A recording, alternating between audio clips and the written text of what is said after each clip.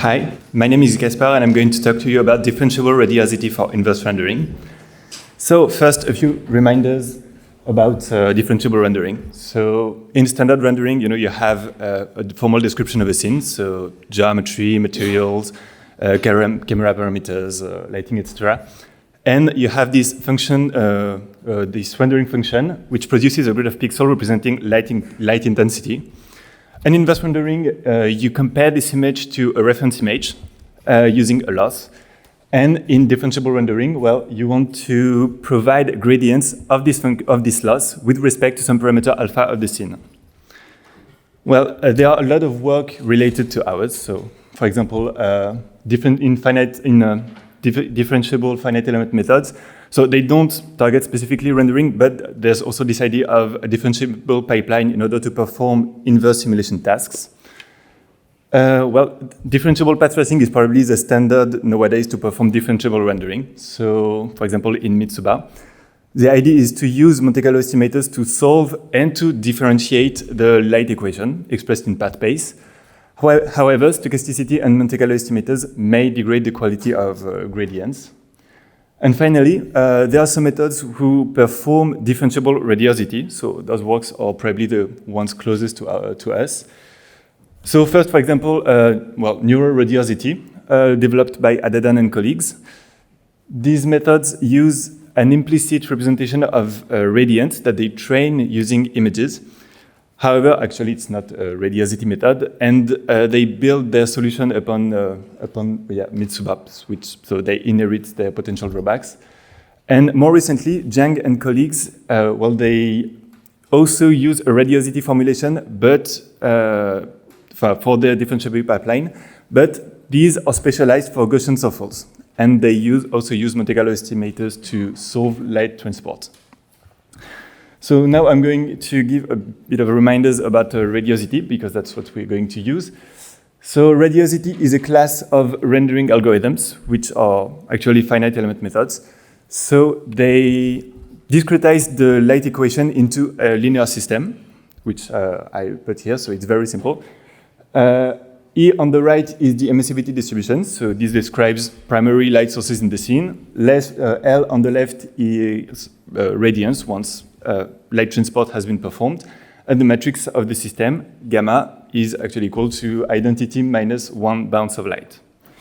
So now I'm going to present one of these radiosity methods, the one that we're going to use. So it's called anti-radiance. It was proposed by Gaspard and colleague in 2007. And so it's a radiosity method, but it has some particularities. So actually, they replace expensive occlusion tests by an iterative shadow propagation method. So more specifically, as you can see, there is this radiance transport operator, U. So it's almost a standard transport operator, but it ignores occlusion. So light is free to go through surfaces. So it's a lot cheaper, of course, but it leads to an over-approximation of light, to excessive light in the scene. And in order to remain consistent, they introduce another concept, which is called anti-radiance, which is a virtual negative quantity whose purpose is to cancel or to compensate this excessive light. So it is introduced by this operator J, anti-radiance generation, and actually what it does is just to create anti-radiance on the back of surfaces. Like really, they cast shadows on the back of surfaces. And finally, there is this reflection operator K, which is standard, just reflect lights on surfaces according to materials. So our system is almost the standard system for radiosity. L is equal to E plus one bounce of light L, but with this novel operator J. So to summarize our contribution, it is to propose a differentiable extension of anti-radiance, because in the original paper it was not differentiated. We propose explicit, so analytical gradients for on-the-fly operators, because actually none of these operators are constructed explicitly. We chose anti-radiance because of their implicit and inherently differentiable handling of occlusion. And finally, we evaluate our framework on a set of inverse rendering tasks. So now I'm going to dive a bit more into the details of our method. So I put the general pipeline here. So as input, we have reference images on the top. So these are the inputs. Those are the reference images that we want to match during optimization. Our pipeline is here, so on the bottom. From left to right, it's the forward pass, and the red arrows represent gradient flow. So on the left, we have all the parameters of the scene. So those are, for example, material, emissivity, positions, etc. Those are represented as phase parameters, so those are discretized. Next, we perform forward anti-radiance. So, we perform light simulation. It gives us one radiance distribution per triangle. So actually, this allows us to have view-dependent effects, not only Lambert materials as in standard radiosity. So we have one radiance distribution per triangle. Then for each camera in the scene, we sample these distributions. So this gives us one radiance per triangle per camera in the scene. And finally, we use those distributions to rasterize the mesh. To rasterize the mesh and to produce images of the scene. So finally, we compare these images to the reference one, we compute the loss, and we backpropagate them all the way to the phase parameters. So we didn't implement a differentiable rasterizer. We use an existing one, so either PyTorch 3D or NVDFrast. So as I said, our main contribution is to differentiate anti-radiance. So our system is here, as I said, so it's L is equal to inverse of gamma E, where gamma is equal to I identity minus 1 bounce of light. So our goal is to analytically differentiate this expression into analytical formulas for gradients according to parameters of the scene. So the first formula that we can derive, for example, is according to emissivity. So that's the simplest one. So we compute this formula to compute the gradient of the loss according to emissivity in the scene. In this formula, as we can see, the gradients according to radiances is the input to our pipeline. So that's what we assume is given to us by the differentiable rasterizer. And then we can see that we also have a linear system to solve, but instead of the forward matrix, we have its transposition. So we can immediately see that this classifies us as an adjoint method because we also have to resolve one system, which is the adjoint system, to compute the gradients. In order to do that, we implement also transposed operators to perform this simulation. And there is this, it's a little bit like, radiative backpropagation for differentiable path tracing, if you know. So we also have to perform a simulation to compute the gradients, but instead of propagating radiances in the scene, we propagate gradients. So next, we can also derive formulas for materials and positions. So of course, they are a bit more complicated, but the idea is that we can derive them analytically, and they are differentiable. And they use what we have already computed, so the gradients of the loss according to emissivity. So you may wonder why we are going through all of this. Why don't we just use automatic differentiation or something like that? The idea is that we never construct all of the operators, we never construct them explicitly. So if we relied on automatic differentiation, we would have to construct a huge graph, and that would be actually intractable. So part of our contribution is to propose those explicit gradients to derive on-the-fly operators and to propose an adjoint method to compute the gradients. So now I'm going to give a bit more details about our applications. So we tested our method on a set of inverse rendering tasks. The first one is to estimate environment map. So on this set of experiments, we have objects which are lit using an unknown environment map. So for example, in this example, we have 8 input images of an object using materials ranging from Lambertian to purely diffuse. We light this object, and just by looking at how it reflects light, we want to retrieve the environment map, which was used. So as we can see on the right, for a purely specular material, Mitsuha can recover more faithfully the environment map. So that's actually an inherent limitation of our method, that we are because it is a finite element method, we are limited by the resolution of the discretization, both angularly and spatially. So that's why for very specular materials, we are limited by the resolution. However, for low motion to moderately glossy materials, we are actually quite stable, and we can recover faithfully, to the limits of the convolution of the material, the environment map which was used to light the object. We also tested our method on real scenes, so real-world scenes. So for example, in this experiment, we took 50 photographs of an object, the statue on the chair, and we reconstructed geometry using CalMap, and we wanted to just the same, estimate the environment map which was used in this scene. So, of course, we don't have a ground truth, but we can estimate the environment map on the bottom right, and we can use it for a downstream task. For example, insert a synthetic object directly onto the photograph. So, for example, we can see here the bunny inserted with consistent lighting with the rest of the scene. Next, we can also, so that's still a real scene, but now we don't want to optimize an environment map. We want to estimate a local lighting. So that's not an environment map. We want to estimate the emissivity distribution for lights which are in the scene.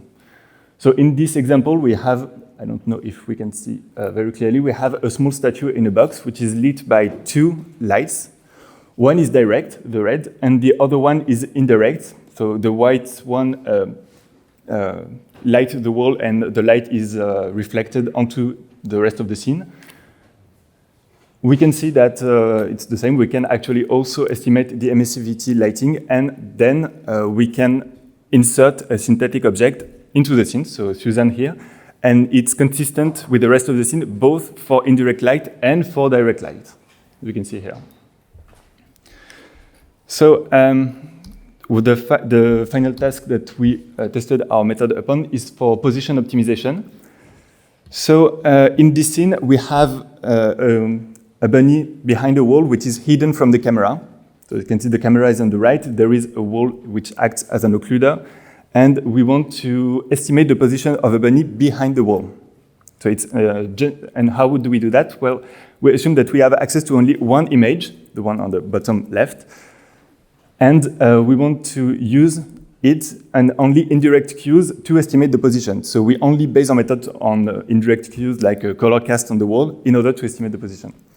So you may not see a lot of difference between these images. So I put also the amplified difference between both methods, between both images. And as we can see, our method is able to retrieve the position of the object just by using these images. So yeah, on this image, the green bunny is the reference one, and the blue is the initial position.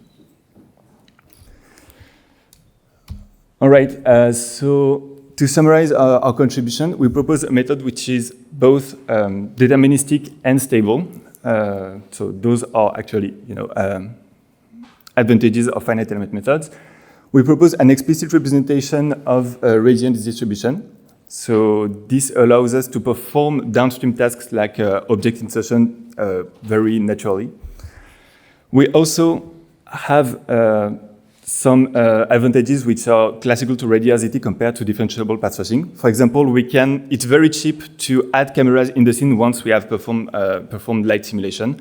So as we can see on the plot on top, which is not the case for differentiable path tracing because we have to redo the whole light simulation for every camera.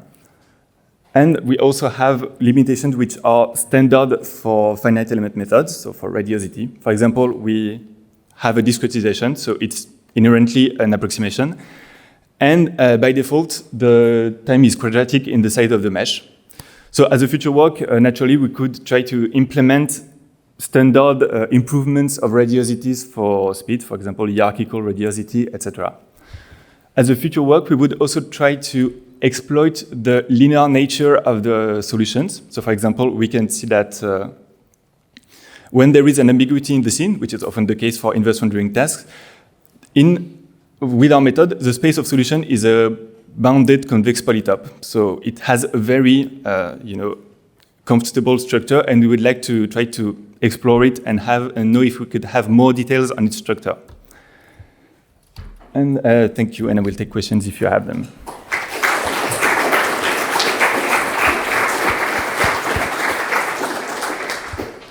Thank you for the presentation. Any questions in the audience there? Thanks for the great presentation.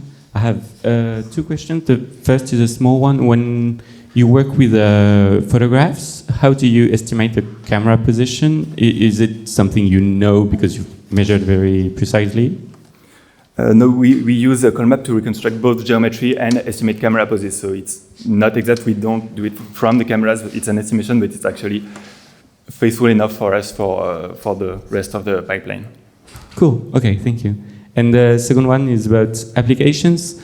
Do you think the example you showed us with where you estimate the position of the bunny, that it could work from photographs as well? That in real world scenarios that you would have enough information, because I guess it's more noisy when you work with photographs. And are you worried about applications to espionage or something like that? Because it reminded me of papers I've seen about people recording sound from video, recovering like vibrations of glass from videos and reconstructing sound from that. It sounds like you could recover people's movements from the shadows or the very indirect lighting they cast.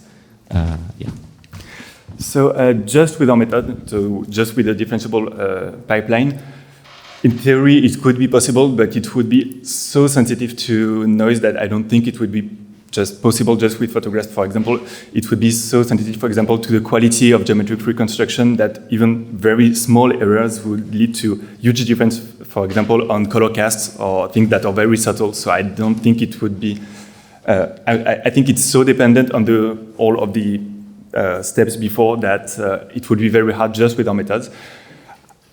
But I think with specialized techniques like maybe more regularization or very controlled environments, which we don't have. It was really me with my phone. So I don't think just with that it would be possible. But in theory, with very good quality reconstruction, it should be possible. Okay, thank you. Thank you. All right, maybe one more question. Hi. Yeah, so it's great to see anti-radiance coming back. But the thing I found very interesting was that you said that you're going to be using the fact that you can differentiate the negative light aspect, right? So essentially, as far as I can tell, that should help you do something with shadows, right? Is that the case? Did you actually observe that it helped you to solve the inverse problem for the shadow aspect in some way, which is useful? Because it wasn't clear from the experiments that was the case. So your question is, does this use of anti-radiance to represent shadow helps? In the end, what do you gain by differentiating anti-radiance? What is the main gain? Well, the main gain to choose anti-radiance and to differentiate this method is both because it is an approximation of occlusion. It is true, it is not exact occlusion, but it is cheaper and it is differentiable it's differentiable because visibility by default is a discontinuous function, and it requires really sophisticated method, for example, a differentiable path tracing to handle occlusion. Right. So one of the aspects that were interesting to us by choosing anti-radiance was because it was an approximation, but which is differentiable. Right. But that's exactly the point. I said that's what I found interesting. The question is, did that translate in practice to a practical gain compared to the other methods? Because I didn't really see that in the experiments. So we didn't compare, for example, to a radiosity without anti-radiance to differentiate such methods. So the main gain to me is practical. So, for example, in time or in stability. I mean, one last follow-up. So, did you actually try to optimize geometry, for example? We don't. We optimize position, but not geometry, because we didn't try because there are a lot of other obstacles when optimizing geometry from a mesh, because we can tangle triangles. There are a lot of obstacles which are independent on the differentiation itself. So, for example, On other works like large steps in inverse rounding up geometry, they use gradients from Mitsuba, and they add a lot of sophisticated method around optimization on the optimizer itself and on the gradient regularization to actually optimize geometry.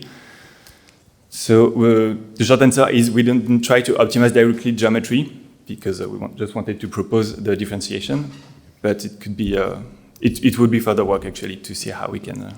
Thanks very much. All right, in the interest of time, let's thank the speaker again and move on to the next presentation.